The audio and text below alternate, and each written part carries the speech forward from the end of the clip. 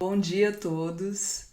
Eu gostaria de, antes de tudo, agradecer o convite que o Alberto e a organização do Genomic Week me fizeram para conversar com vocês aqui hoje. Eu me sinto muito honrada de estar dividindo esse espaço com tantos palestrantes incríveis. Ontem foi um dia muito inspirador com todas as palestras do curso e eu espero que vocês também curtam o conteúdo que eu trouxe aqui para vocês hoje no nosso bate-papo.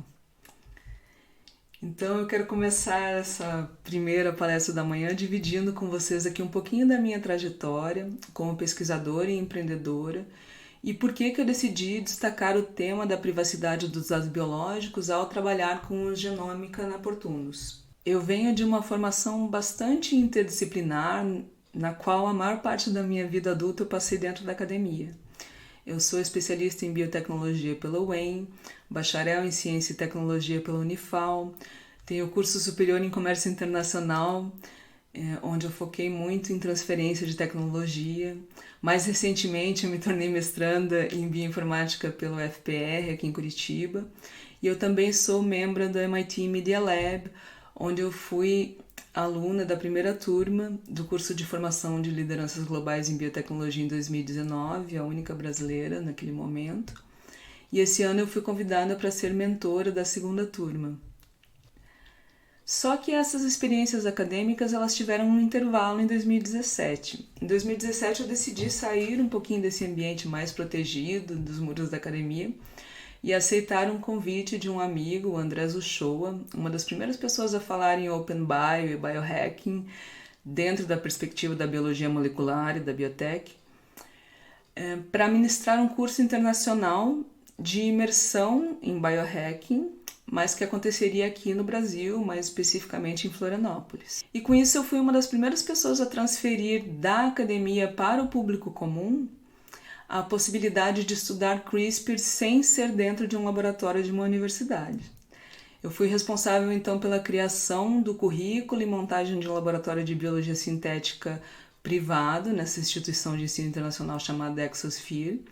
E naquele ano nós já estávamos abrindo o lab para pessoas com outras graduações, não necessariamente na área de biologia ou biotech ou ciências da saúde, o que mesmo hoje ainda não é muito comum.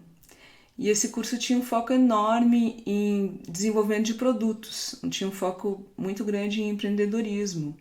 Os alunos aprenderam essas técnicas de biologia molecular e modificação gênica com CRISPR, usando kits pedagógicos da Odin, e desenvolveram produtos para apresentar para investidores no final do curso.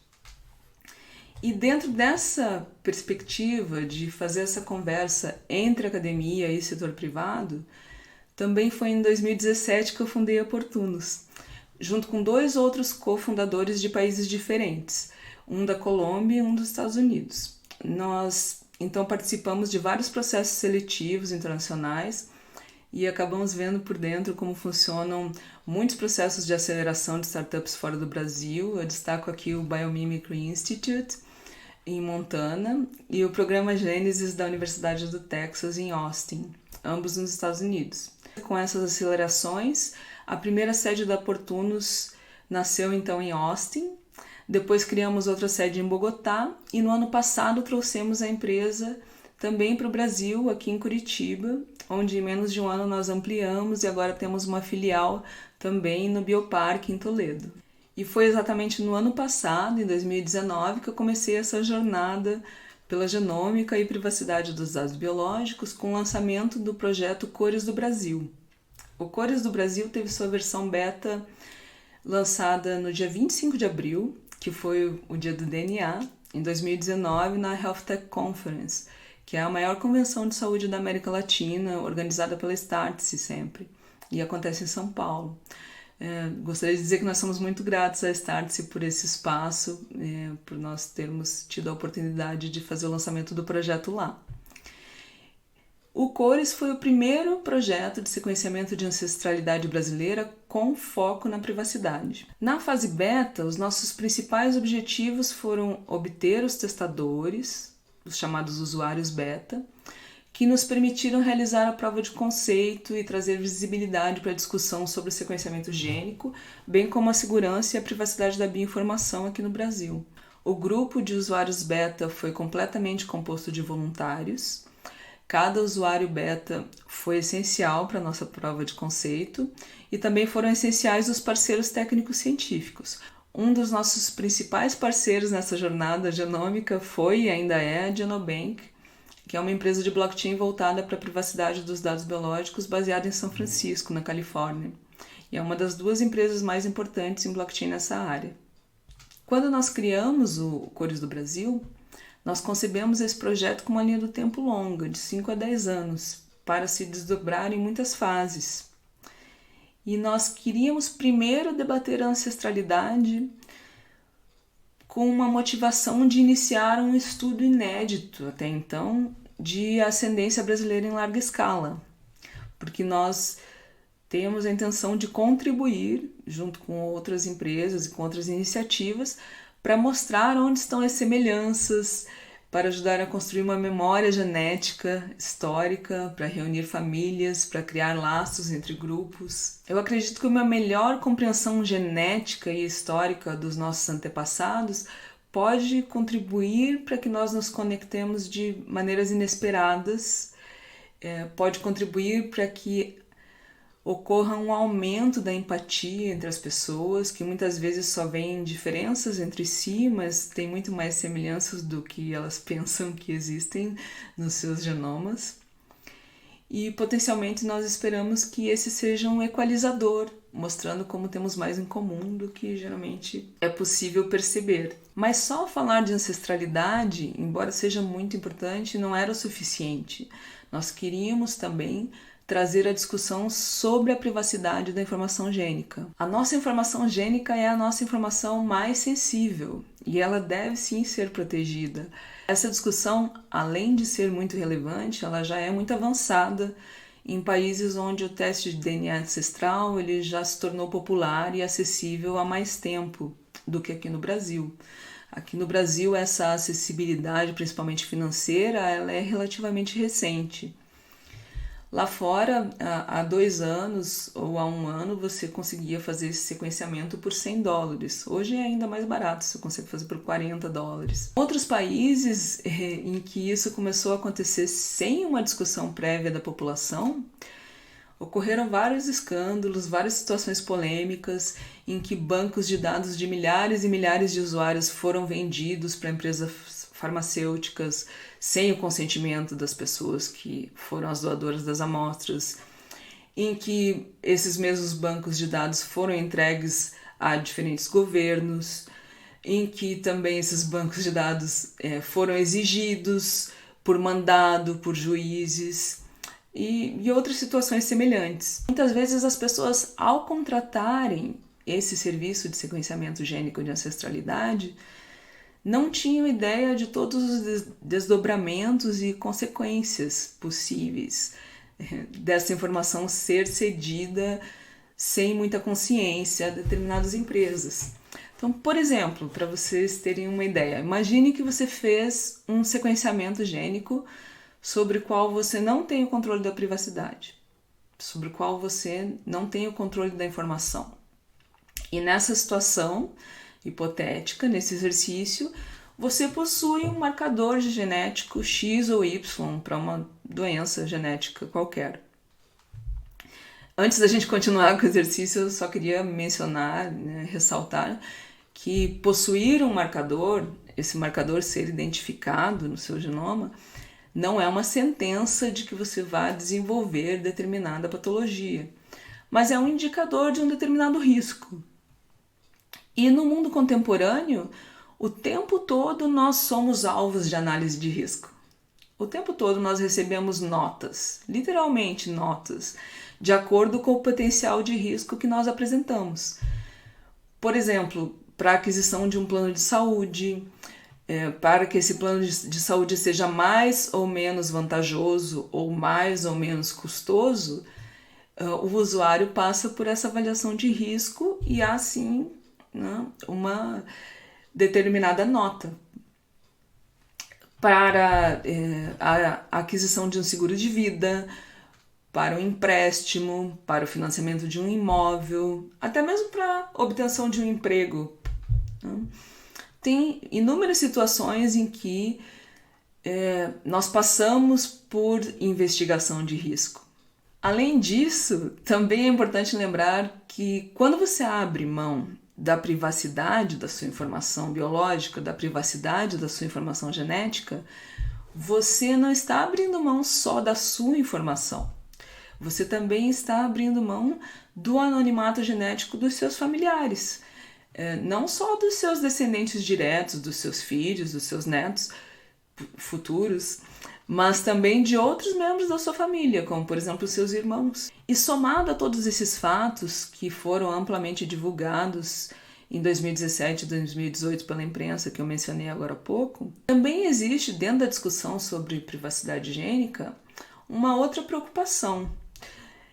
Daqui a alguns anos, esse sequenciamento pode ser compulsório de alguma forma, como hoje acontece o teste do pezinho. Talvez a evolução natural, talvez se isso fique tão barato que isso seja compulsório. Diferentes em diferentes locais do mundo. Em alguns locais pode ser que esse sequenciamento seja feito compulsoriamente pelos governos. Governos mudam e diretrizes políticas também mudam, mas a sua informação genética não. E ela vai estar armazenada por esses governos. Também pode acontecer de forma diferente que isso seja compulsório para que você adquira um plano de saúde ou para que você concorra a uma determinada vaga de emprego. Então, a importância de discutir a privacidade dos dados biológicos está na oportunidade que nós ainda temos aqui no Brasil de debater amplamente sobre o assunto. Quem será o dono desses dados? Eu acredito que esses dados genéticos, eles devam pertencer ao proprietário da informação genética. Não devem pertencer a um governo, não devem pertencer a uma instituição, a uma ONG, o que quer que seja. E a ideia do Cores do Brasil foi justamente fazer com que nós nos antecipássemos a isso desde o início. Como essa é uma discussão ainda nova no Brasil, os brasileiros têm a vantagem de poder escolher como que eles vão proteger os seus dados. E o Cores do Brasil é uma proposta, uma alternativa, dentre muitas possíveis, de como realizar a proteção dessa informação. Imagine um futuro não muito distante, onde todos os cidadãos tenham o seu DNA sequenciado. O cenário ideal seria que esse DNA estivesse sequenciado e armazenado com segurança.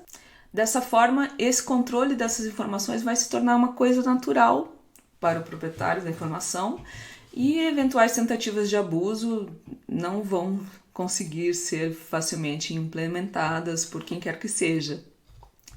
Então, pensando nisso, iniciamos a fase beta do projeto no ano passado. De abril a outubro, nós selecionamos os primeiros usuários, criamos os primeiros painéis gênicos de ancestralidade e enviamos os kits de coleta de saliva para o sequenciamento. O sequenciamento de todas as amostras ele é realizado dentro do território nacional.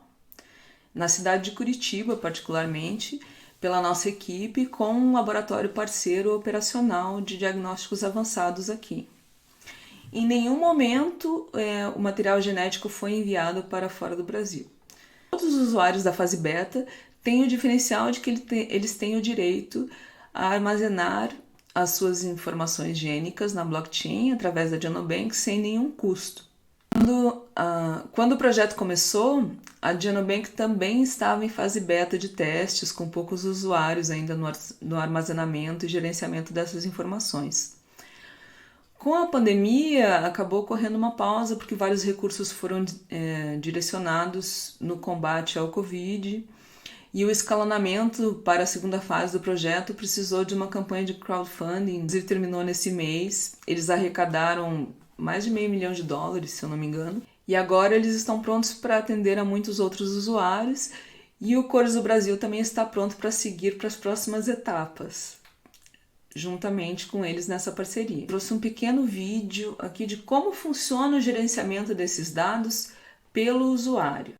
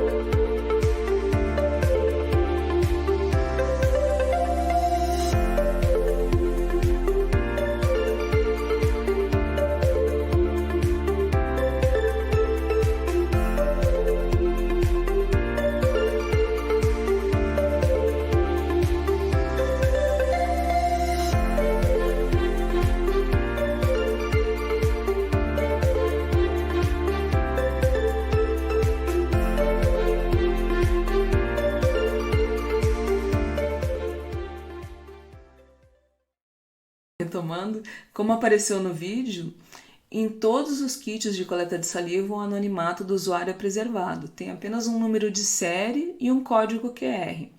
Esse código, quando ele é escaneado pelo usuário no smartphone, ele vai gerar um número de carteira, um número de wallet na blockchain. E é lá nessa carteira que os dados serão gerenciados no final do processo de sequenciamento. Então, os dados são gerenciados na carteira como uma criptomoeda seria, só que ao invés de ter Bitcoin ou Ether ou qualquer outra criptomoeda, o que está naquela carteira são os dados biológicos, são os dados mais valiosos do usuário. Se é carregado para essa carteira, nenhum dado biológico fica conosco. Queremos proteger esses dados e queremos ajudar o público a aprender como protegê-los também. Durante a condução desse projeto, a gente percebeu que tem uma necessidade muito grande de uma iniciativa educacional para incluir todos os brasileiros realmente no debate higiênico. Então, nós tomamos uma decisão muito importante no final do ano passado e decidimos democratizar esse conhecimento, tornando o Cores do Brasil um projeto open source. Então, como uma evolução do projeto, decidimos desenvolver de forma descentralizada, colaborativa, open software para biotecnologia, mais especificamente voltada para os painéis higiênicos. Então, nós estamos projetando novos painéis higiênicos agora. Nós convidamos, inclusive, todos que fazem parte dessa comunidade de biotecnologia, da comunidade de bioinformática, de computação, de open software, de blockchain, de segurança da informação, de bioética, representantes de comunidades específicas que já debatem ou que queiram debater as implicações do sequenciamento gênico de populações. Enfim, todos que sentirem que se conectam com essa discussão de alguma forma podem fazer parte da construção coletiva desses novos painéis. A abordagem nossa nessa segunda fase, do ponto de vista educacional, é criar um jogo eletrônico para explorar o genoma humano a partir desses painéis. Então eu ressalto aqui que a parte aberta, ou o que nós estamos chamando de open source, são apenas as ferramentas. A privacidade biológica dos usuários continua sob a mesma proteção e cuidado, e os dados pertencem apenas a esses próprios usuários. Então, agora que eu passei um panorama mais geral de tudo que já foi feito, eu gostaria de voltar e discutir e dar um zoom em alguns pontos que eu fui citando enquanto conversava com vocês sobre a iniciativa. Eu sei que o público que está assistindo essa palestra é bem diverso. Tem pessoas aqui que são alunos do ensino médio, tem pessoas que são alunos de graduação, tem também mestres, doutores, também em várias áreas diferentes. Alguns de vocês, enquanto eu estava falando, poderiam estar se perguntando, mas o que é um painel genético? Ou como funcionam esses marcadores genéticos?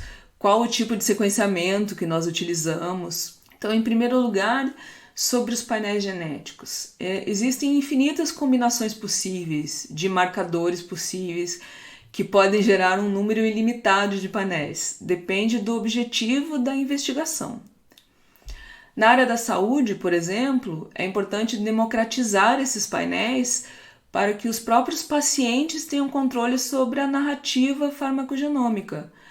E quando eu falo de narrativa farmacogenômica, eu quero dizer pacientes têm que saber qual é o foco dessa investigação.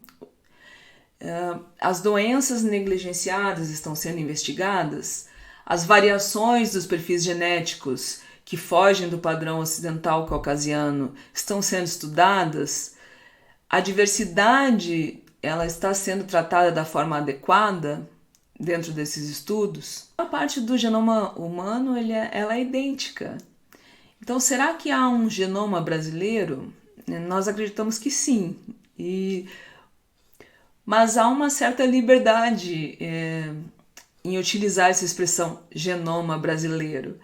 E quando eu utilizo essa expressão, eu quero me referir especificamente às variações nos genes que são responsáveis pela miscigenação nacional. Do ponto de vista técnico, o Cores funciona de forma semelhante a outras empresas que realizam teste de DNA de ancestralidade. O sequenciamento de DNA ele foi e é feito por NGS e o objetivo é a genotipagem. Imagine que você é um pesquisador e que você quer resolver determinada questão genética ou biológica. Nós podemos investigar um genoma a partir de duas abordagens diferentes.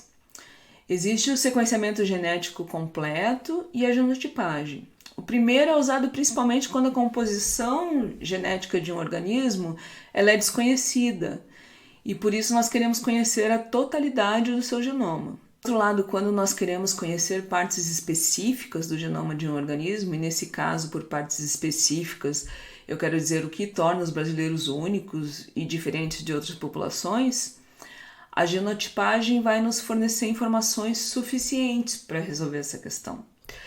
Ambas as abordagens são atualmente realizadas usando o sequenciamento de próxima geração, que é o chamado Next Generation Sequencing, NGS.